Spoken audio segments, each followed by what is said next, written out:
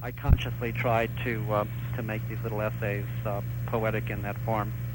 And so that kind of genre, and Tom Wolfe has raised sort of nonfiction to a novelistic art form. So I think it's something that was peculiar to my generation, Carlos Castaneda. Sure. A lot of us just got bored that reality was so fascinating as I was running around the world trying to, invent a make-up reality like a novelist was not as fascinating as just writing about what was coming on down. So I shifted in and just tried to make nonfiction an art form. Your 1981 book, The Time Falling Bodies Take to Light, is a meditation on the variations of the myth of the fall. And do you see this as a kind of a central myth, or as just a kind of a variant of a mythical archetype? I think it's a mythical archetype. It's certainly a basic myth for certainly the West. I was fascinated with Gnosticism and the repressed Christianity that got excluded from dominant Christianity from the time of Bishop Irenaeus all the way up. And I had been practicing Kriya Yoga and involved in a kind of tantric practice, and so the mystical approach to philosophy and ideas interests me. So that book was written in a kind of white-hot seizure of yogic practice. But it's really part of a trilogy of Wissenskunst, because Volume 2 is Blue Jade from the Morning Star, which takes up the theme of thinking, fall, and capture by focusing on Quetzalcoatl, the avatar of the New World, and Mexico. And Volume 3 projects it back into a mythical landscape of Atlantis, but forward into a way in which Atlantis on the turn of a spiral is also a future culture dealing with genetic engineering and trapping people in Bardo, because part of what's happening with the internet is a kind of the return of the astral plane into public space. And so the qualities of the demonic and flaming and shifting identities, everything that's pornography, everything that's characteristic of the astral plane is all now characteristic of the internet. So the Islands Out of Time is the third volume in the trilogy, and they're all dealing with this kind of study of sexuality as a tantric mystery school, right at the time in which sexuality is, of course, vanishing, heterosexuality is vanishing in its traditional way, because it's, as I said, in coming into being, it's under a massive attack from everything from declining sperm counts to social changes in, having 8 postmodern sexes instead of just mom and dad. And so mine was a kind of swan song of one particular approach to sexuality as a mystery school. So the three 1981, 1983, and 1985 are all one. And it's very Wissenskunsty in the sense that in order to capture the complexity of a new planetary electronic culture, I couldn't just do 3 volumes of science fiction. So one volume is a kind of lyrical rhapsodic scholarship and meta-anthropology. Another is the essay and poetic cycle, and the third is the science fiction fantasy novel. And so I was trying to express the kind of lyrical range I want to have as a writer, because I like to have a lot of elbow room. I don't like to get typecast into one discipline or one genre. Sure.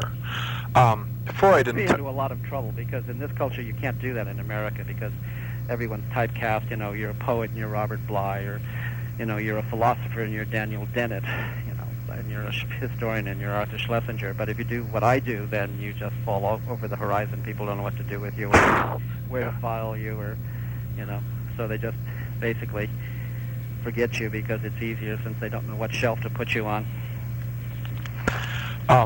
Freud in Totem and Taboo saw the origins of religiosity in a kind of primordial murder and a communion meal, but in the Falling Bodies book, you see culture as having emerged out of the origins of human sexuality, when hominid females shifted from estrus to menstruation and year-round receptivity to intercourse. Yeah, and could you talk about sharing in the sense that the female primate would be more likely to babble at the infant in nursing and create the bonding through nursing, and so food sharing and the physical intimacy of babbling is probably, hunters have to be quiet so as not to scare the animal away. So I was seeing the roots of all our culture in female occasions of culture, whereas Lionel Tiger and Fox and Levi-Strauss were all seeing it as man the hunter, man the killer, and there was no female expression of culture. And so I was rewriting all those myths, including Totem and Taboo. Totem and Taboo is obviously a myth. It's not science. It's a form of active imagination, I guess Jung would call it. And it deals with his own fantasy structure life of the primary father and the brother herd rising up to slay the father, because Freud himself was always terrified that the brother herd of psychoanalysis were going to rise up and slay the father, and he was threatened by Jung. And Lacan was kicked out, and so very early on in the social dynamics of psychoanalysis, it became structured as a male-dominant primate band in which there was only one hero, and then in order to gain status you had to kill the father and create your own. So Jung slayed Freud and created his own, religion. And Lacan was kicked out, and so Lacan created his own, Lacanian analysis, and that became a cult in Paris, and so it goes. During the mid-'80s, you seem to have had a kind of an epistemological shift from a Platonic New Age worldview based on static geometries to a kind of a more postmodern vision of shifting grounds and uncertain horizons. Can you talk about what happened, what was going on in your imagination? That was basically coming to the shadow side of the whole European school of sacred geometry and discovering that, unbeknownst to me, Schwaller de Lubitsch was an anti-Semitic fascist, and had been a member of a fascist group in Paris, in France rather, and that René Guénon was basically an Islamic fundamentalist who hated the modern world, and that, Keith Critchlow wasn't a fascist, but Keith was totally in love with rigid geometry and the cult of the leader and the follower, and did not like projective geometry or anything that, that was multidimensional.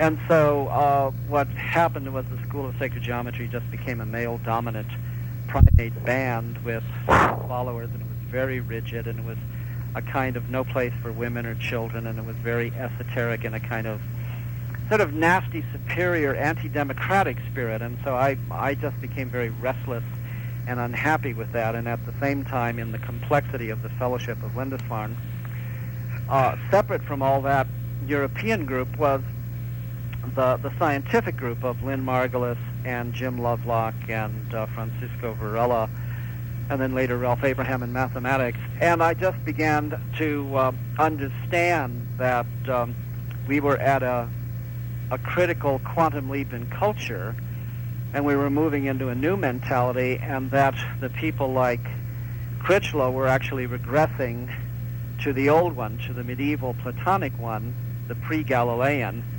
And I wanted again to go forward to the post-Galilean and move into the new fourth mentality instead of going back to the second.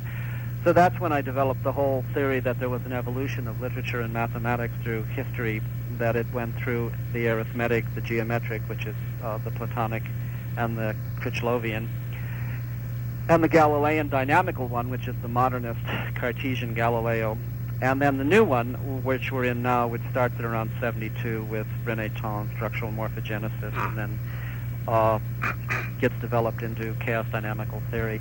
I don't like the phrase postmodern because it means different things in different disciplines. Sure. I always use planetary to distinguish, but planetary is, I made up this phrase, planetary culture, about 24 or 25 years ago, but now it's gotten a little co-opted by the New Age movement, so the word seems kind of like a buzzword instead of a technical term as I would like it to be.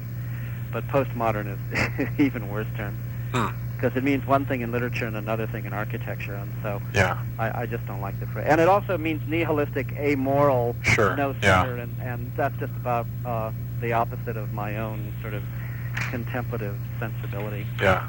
So the novel Islands Out of Time is really writing myself free of the charisma and influence of Keith Critchlow, and redesigning the chapel and moving it away from being a temple to Platonism and making it a much more post-historic, archaic